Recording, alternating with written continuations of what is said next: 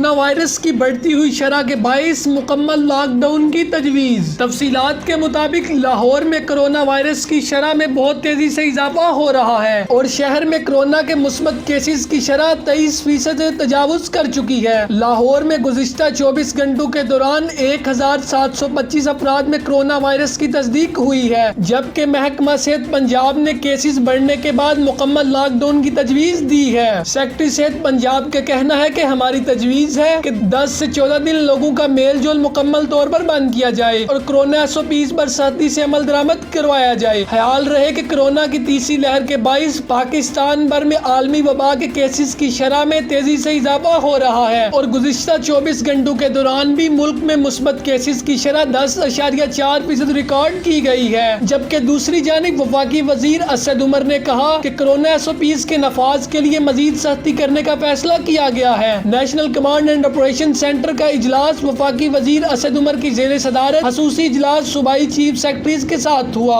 وفاقی وزیر اسد عمر نے کہا کہ چیف سیکرٹریز کو SOPs پر عمل درآمد یقینی بنانے کے لیے اقدامات کی ہدایات کی گئی ہے اور تمام شہریوں سے انتظامیہ کے ساتھ تعاون کی درخواست ہے۔ اسد عمر نے کہا کہ وبا کے مسلسل پھیلاؤ اور تیز رفتاری کے باعث اسپتالوں میں بیڈز بڑھ رہے ہیں، تشویشناک حالت کے مریضوں کی تعداد میں اضافہ دیکھنے میں آ رہا ہے۔ مزید انہوں نے کہا کہ کورونا پر قابو پانے کے لیے SOPs کے نفاذ کے لیے مزید سختی کرنے کا فیصلہ کیا گیا ہے۔